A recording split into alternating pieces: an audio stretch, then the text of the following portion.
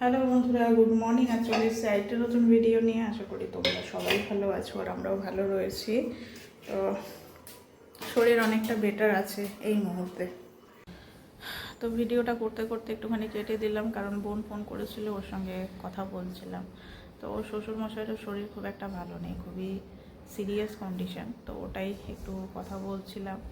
আর এই তো কী বলবো, বাড়িতে অসুস্থ পেশেন্ট থাকলে পরে যে কী হয় সেটা যারা যাদের আছে আর যারা ভুক্তভোগী তারা ছাড়া ওটা কেউ বুঝবে না।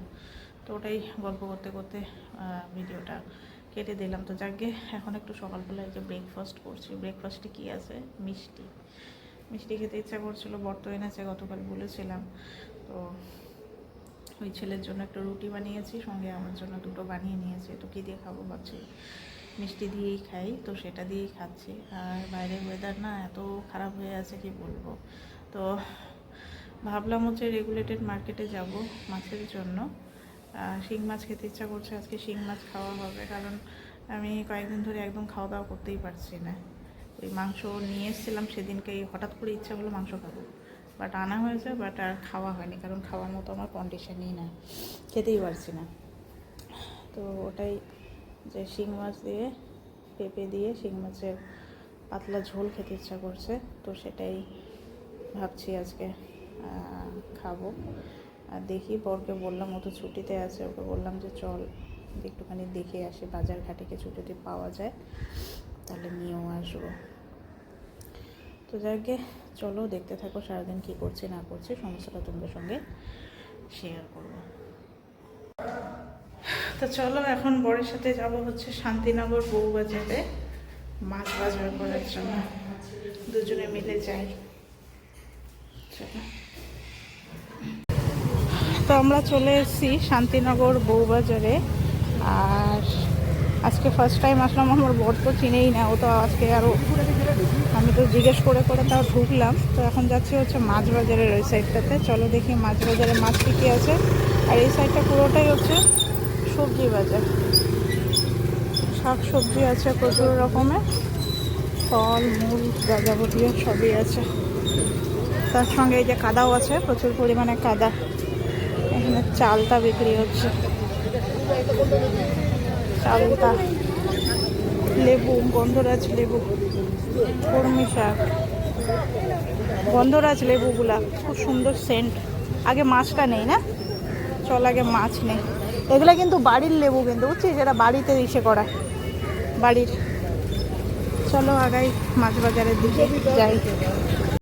তো এই যে মাছের বাজারে তো আসলাম। এই যে শিং মাছ এখানে আছে, আরও লোটের মাছ, আরও বিভিন্ন রকম মাছ আছে। হাফ কিলোর মতো উঠাও।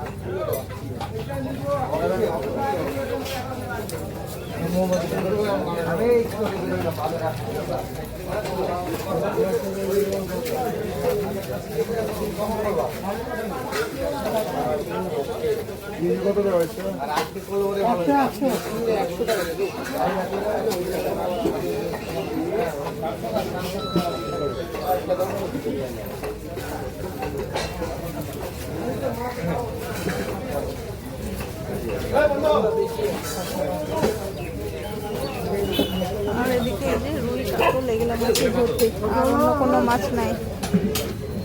এই মাছ এবার দেখি একটা ইলিশ, এখানে একটা ইলিশ, এখানে আরেকটা ইলিশ। এটা 500 টাকা, এটা বলছে 1100 টাকা। আগে দেখে নিই কোনটা ঠিকঠাক হবে। তো এই যে এই ইলিশটা নেওয়া হলো, এই ইলিশটা দেখি কতটা হয়।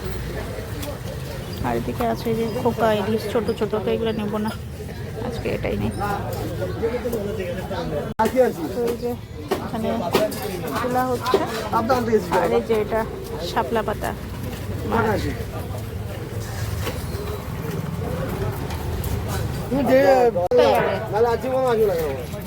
ভালো লাগলে না আবার আসবোই, তাহলে আমি আর নিবই না ইলিশ। ওদিকে বললাম না, আমি ডাইরেক্ট মাছ কিনে আসি। আমি হোয়াটসঅ্যাপ নিয়ে নিই সবার, যখন মাছ কিনি না তখন ভিডিও করে দেখাই।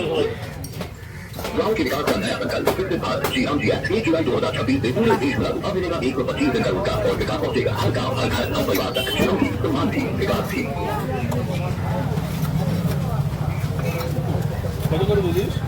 হ্যাঁ 1100 টাকা আর 500 টাকা মাথাটা ফালবো হ্যাঁ ফেলে দাও। কাঁচা কাঁচা পিওর কাঁচা মাছ তুমি তো আর বাইরের না কিন্তু তোমার নিজের লোকই না মাছটা ভালো হবে দেখেই বোঝা যাচ্ছে। ওনাকে বার্মার মাছ আর এই যে কি বলে ওটা প্রশ্নের মাছ বার্মার মাছ পাওয়া ডিমালা হ্যাঁ বড় বড় দেখতে গলা গাড়ি টাকা নিচ্ছে আর আর প্রশ্নের মাছ সেম কেস বরফ জলে রাখে তাজা বলে বেচছে এই হলো 30-এর ব্যবসা 2 নম্বর পুরা 2 নম্বর হলো আমার ইলিশ কাটা। মাছ পাইলাম না।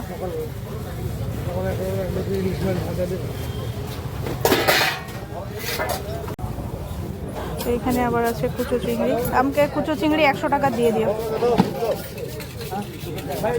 চিংড়ি পাওয়াই যায় না।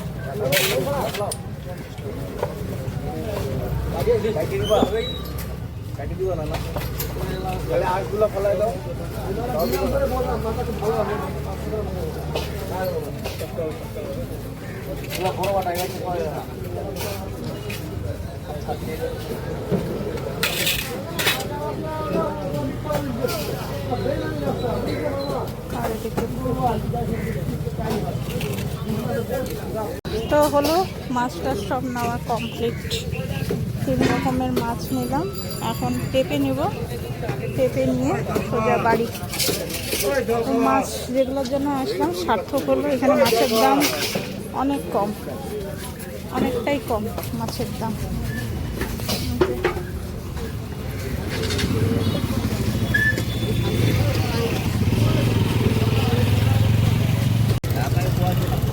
তো এখান থেকে এই যে নিলাম পেঁপে। কত হলো? 1 কিলো হয়েছে। আচ্ছা তো এই যে চলে এসেছি বাজার করে। আর এই যে আসার সময় যে পেঁপে তো নিলাম, তার সঙ্গে মূলা শাক 4টা হচ্ছে 20 টাকা। 20 টাকা না 15 টাকা নিল মূলা শাক। 10 টাকার ধনিয়া পাতা, এগুলো সব লোকাল ওদের বাড়ির। তারপরে গন্ধরাজ লেবু। এই মাছটা তো এই এটা বের করে আগে এটা বের করো। শিংটাকে আগে দেখা যাক। শিঙ্গি মাছ, এই যে শিং মাছ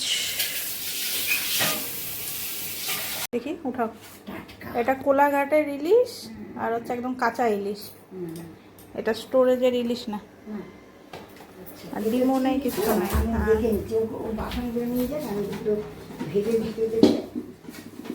চিংড়িটা একদম করে 250 টাকা, 200 গ্রাম 50 টাকা। 200 গ্রাম 50 টাকা। এই চিংড়ি ওই যে লাউ দিয়ে খাওয়া যায়।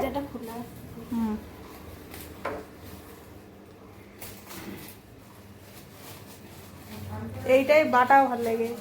এইটাই তো ওই যে বর্ধমানে নিলাম যে এই চিংড়িটাই ছিল। বর্ধমানে মাছ সস্তা, বর্ধমানে মাছ ভালো। আমাদের শিলিগুড়িতে সব জিনিস। দেখি চিংড়ি মাছটা এই যে 100 টাকায় কতটা? এটা 100 টাকা। 100 টাকার মাছ। দেখো দেখো তাহলে কতগুলো আমি আনলাম। ওদের দিকে মাছ অনেক সস্তা রে শুনি। তো মাছ বাজার থেকে মাছ তো কিনে চলে এসেছি। এখন এই যে সান্ধানো হয়ে গেল, এখন পুজোটা দিয়ে দিই। আজকে বৃহস্পতিবার। তো চলো আজকে মাছ বাজারে গিয়ে তো আমার দারুণ লাগলো। আজকে দেখে আসলে আমি বাজারটা ফার্স্ট টাইম। তো নেক্সট ডে থেকে হচ্ছে আমি ওখান থেকেই মাছ যা যাবতীয় সেগুলো নিয়ে আসবো। বাড়ি থেকে আর মাছ নেব না, কারণ ওখানে মাছের ভ্যারাইটি প্রচুর, রেটটা সবথেকে বড় কথা হচ্ছে রেটটা কম, আর জিনিসগুলো ওখানে টাটকা। আর আমি বাড়ি থেকে যেগুলো নিচ্ছি এক তো রেট বেশি বলতে অত্যধিক বেশি, আর তারপরে হচ্ছে জিনিসগুলো মানে ওরকম টাইপেরই জিনিস, মানে কি বলবো, খেয়ে এক ফোঁটাও আরাম পাওয়া যায় না। তো যেটা শিং মাছটা নিয়ে তো আমি সবথেকে বেশি খুশি হয়েছি। আমাদের বাড়িতে যেগুলো শিং মাছ বিক্রি করতে আসে বা আমরা সুভাষপল্লী বাজারে যেগুলো শিং মাছ নেই, 1100 টাকা 1200 টাকা করে কিলো, মানে 1000 টাকার নিচে কোনো কিছু নেই, 1000 টাকার উপরে সর্বনিম্ন 1000 টাকা। আর এখানে হচ্ছে 720 টাকা করে কিলো পড়লো আজকে আমাদের শিং মাছটা। তার মানে এখানেও রেটটা মানে এক এক দিন এক এক রকম হয়, সাইজের উপর সাইজের উপর তো অবভিয়াসলি ডিপেন্ড করবে। আর তার উপরে হচ্ছে এমনিতেও রেট কম। 720 টাকার যে মাছটা আমরা আজকে নিয়ে আসলাম মানে কিলো, এই মাছটাই আমাদের এখানে 1000 টাকা করে কিলো হবে। তো কতটা ডিফারেন্স তাহলে ভাবো, অনেকটাই ডিফারেন্ট। আর সেই চিংড়ি মাছটার কথা তো কী বলবো, চিংড়ি মাছ আমাদের এখানে 100 টাকা করে, কী বলে 100 টাকা সে কুচু চিংড়ি হোক বড়ো চিংড়ি হোক যে চিংড়ি হোক না কেন। আর ওখান থেকে আমি 200 গ্রাম মানে 200 গ্রাম হচ্ছে 50 টাকা। তো আমি 100 টাকায় 400 গ্রাম কতটা মাছ নিয়ে আসলাম। ঠকানোর আর কি, খালি ওই কষ্ট করে যেতে হবে এই আর কি। তো চলো যাই গিয়ে পুজোটা দিয়ে দিই।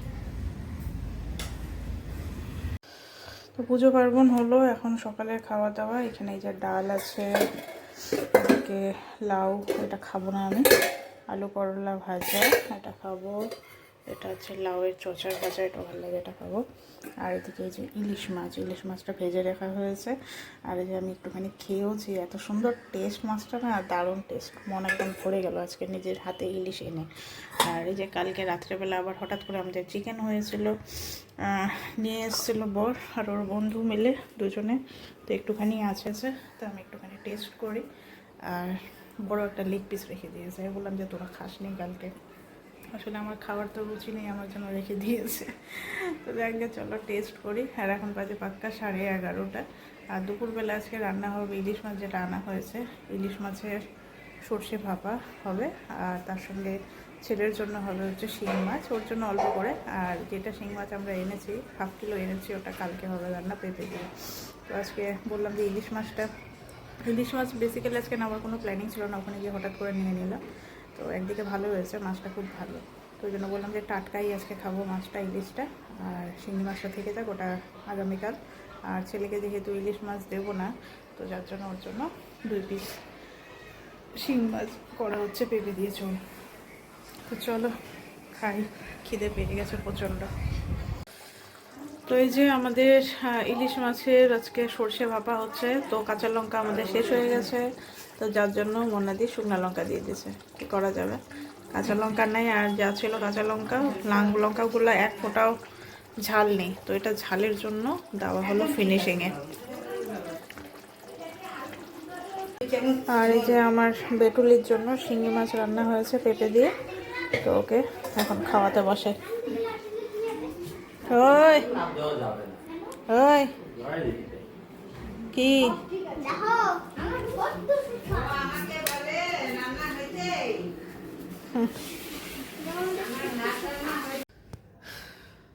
এখন বাজে হচ্ছে কটা, 8:30। তো আমরা অনেকক্ষণ আগেই পড়াশোনা করতে বসেছি, তো এখন শেষের দিকে। তো ভিডিও আর কি করব, খাওয়া দাওয়া করে তো আজকে সবাই জমিয়ে ঘুমিয়েছে। আর এই যে ঘুম থেকে উঠে পড়াশোনা করতে বসে, খুব সুন্দর হয়েছে তো ফটা, ভেরি নাইস। তো আর কটা, আর ঘন্টা খানেকের মতো ওকে পড়িয়ে নিই, তারপরে তখন ছুটি। আর বাইরে বেশ সুন্দর একটা হাওয়া চলছে, যার জন্য ফ্যানটাকে দিয়েছি কমিয়ে একদম। দেখি তোরটা কেমন হলো। তো হ্যাঁ হয়েছে। ও তোমাকেও দেখাবো, আচ্ছা হ্যাঁ সবাইকে দেখাবে, ও লিখছে ক খ গ, তারপরে কমপ্লিট করো করো করো, লিখতে থাকো লিখতে থাকো। তো গুড বয়, একটা শোনা ছেলে, কথা শুনে সব কিছু করে। ঘ লেখো। তো চলো এখন শুয়ে পড়ার পালা, 11:30 অলরেডি বেজে গেছে। আর মাথার মধ্যে আমি সেদিন যে তেলটা বানালাম বাড়িতে, সেই তেলটাই আজকে লাগালাম, কালকে শ্যাম্পু করব। এটা সপ্তাহে 2 দিন লাগালে পরে সব থেকে বেটার হয়। দেখা যাক কতটা কি কার্যকরিতা এটার। শুনেছি তো অনেকের অনেক কিছু ঠিকঠাক হয়েছে, তো আমার চুলের ক্ষেত্রে কতটা এফেক্টেড হচ্ছে সেটাই হচ্ছে এখন দেখার পালা। আজকেই ফার্স্ট দিলাম, না হলে এর আগে তো আমি মামা আর্থের রিঙ্গা আমলা যে হেয়ার অয়েলটা আছে সেটা ইউজ করতাম। তো এবার হচ্ছে নিজের থেকে বানালাম, দেখি এই তেলটা কতটা উপকারী। তো যাকে চলো বন্ধুরা, আজকের ভিডিওটা এখানেই শেষ করছি। নেক্সট ভিডিওতে আবার দেখা হবে তোমাদের সাথে। আজকের মতো গুড নাইট, ভালো থেকো সবাই।